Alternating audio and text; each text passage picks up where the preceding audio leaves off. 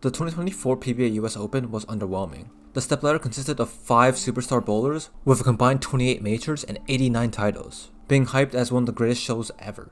However, there was only one matchup during the show where both bowlers shot over 200. How are these greats doing so poorly?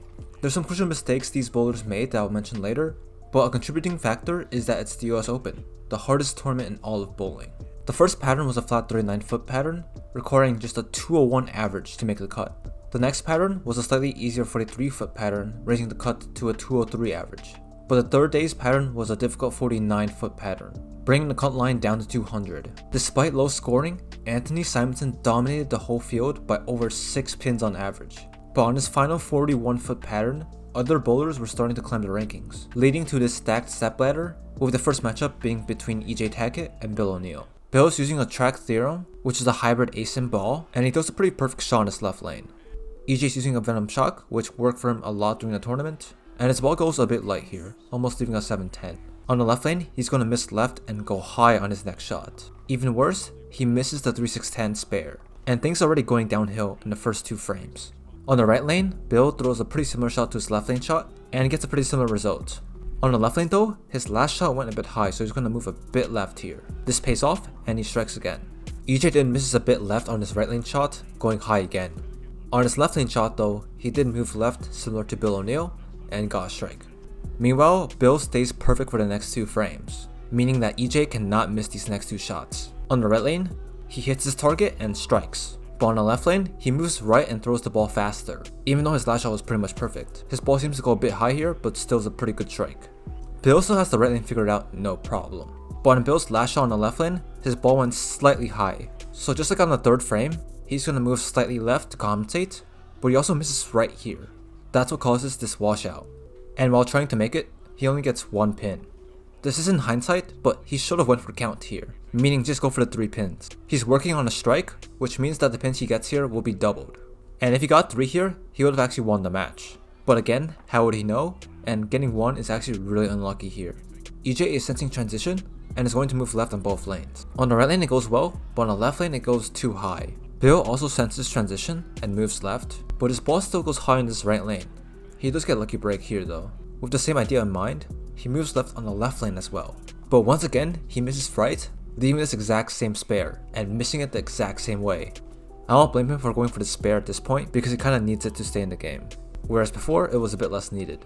EJ does not move left again on the right lane, which led him going high again.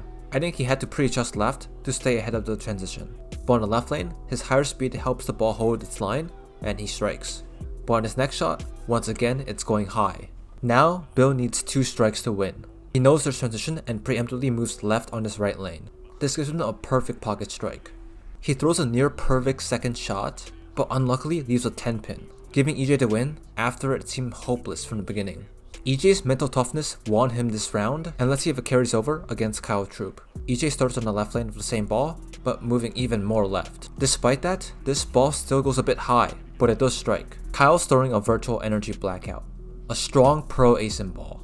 Because he's so far left, he needs a ball that he can rely on turning left when it hits the friction. His first shot on the right lane is flush, but the ball on the left lane just burns out in the flex. EJ's next shot looks nice, but it leaves a 10 pin.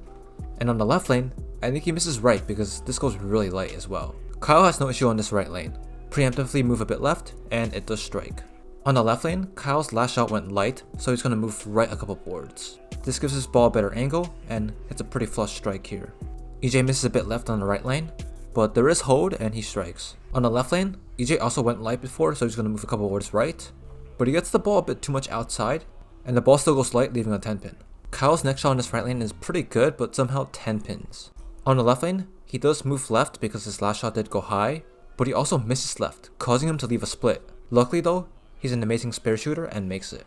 I'm not sure why, but EJ slows down his ball for his next shot on his right lane, but this caused him to go high.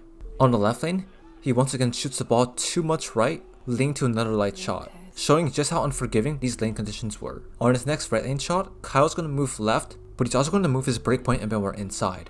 I think the idea was to avoid the outsides of the lane, which were causing a lot of balls to go light, and it works since he throws a pretty good strike here. He does the same exact thing on his left lane, and throws another flush strike. Interestingly, EJ does a different strategy. Since his ball went high on this lane, he's going to allow his ball to shoot out more right, while throwing it faster. This delayed his ball's hook just enough to allow it to perfectly strike. He does a very similar thing on the left lane, throws it in the sweet spot and gets another perfect strike. Kyle's next shot on his right lane is pretty similar, but leaves a 10 pin. On the left lane, Kyle seems to miss a bit left, causing the ball to go a bit high. He fixes this on his next shot, but is it too late? EJ needs 2 strikes, and he makes a pretty interesting move here.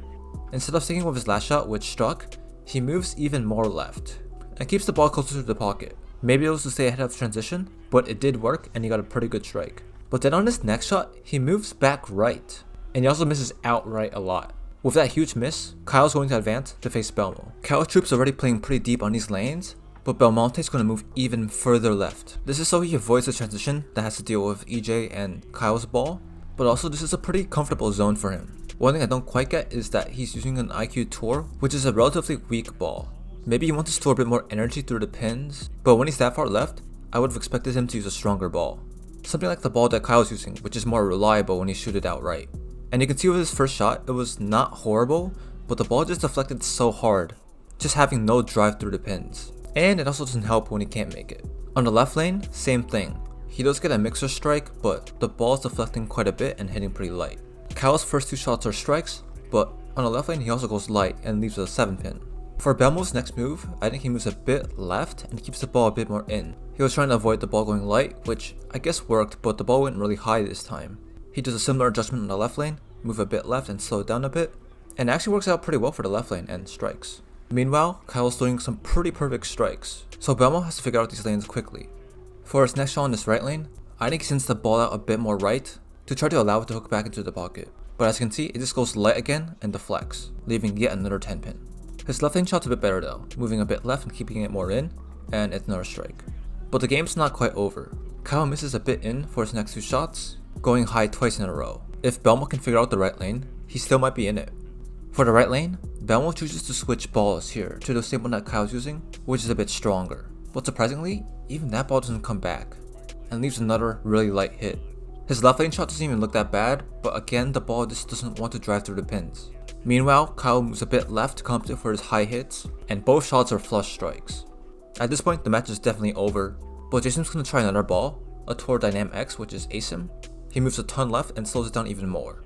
And this ball drives through the pins pretty nicely. And maybe if he started with this shot, it would have given him a better chance against Kyle. But Troup's last match will be against Anthony Simonsen, the person who has been dominating this tournament almost all the way through. Initially, I thought Anthony would be playing way left, like where Jason Belmonte was just at, and throwing it really slow. But surprisingly, look how far right he is. This is a really smart choice because he's staying away from everyone else's transition, and this is also a spot that worked for him throughout the week. He's using a gem and an idol, and if that's familiar, that's because he won the Masters last year with this exact same strategy. But it looks like he's not perfectly lined up, and he gets splits on both lanes to start off. Meanwhile, Kyle is throwing some perfect strikes, so Anthony's already really behind with 2 open frames. On the right lane, Anthony keeps the ball closer to the middle, and he's going to slow down his ball just a bit to correct the light shot on his first frame. Anthony's last left shot went high, so he moves a bit left to fix that shot. Once again, it's a perfect adjustment and he strikes. Kyle's still staying in the pocket, but he leaves 2 10 pins, leaving an opening for Anthony Simonsen. Anthony's next right lane shot seems a bit fast, so it goes a bit light, but his left lane shot is still pretty good, leading to a flush strike. But how's Kyle going to fix his 10 pins? His adjustment seems pretty simple. He moves slightly right, but throws the ball faster to compensate. This works out perfectly, and he gets 2 perfect strikes. For Anthony's next shot on his right lane, he has to keep this ball speed a bit slower, and he does, which allows him to strike, even though it's a bit high. Anthony's last strike shot on the left lane went a bit high, so he has to move a bit left to compensate, but that results in him leaving a 10 pin now. And then, deja vu. And at this point, it's very close to over. Because Kyle stayed on these lanes for so long, he knew them so well, which is why he pretty much hit the pocket every shot. I don't think Anthony's strategy was bad at all, but a really unlucky start definitely hurt him. So that's it for this recap. If you did enjoy, please consider subscribing, as I'm pretty close to 1,000. Thanks guys.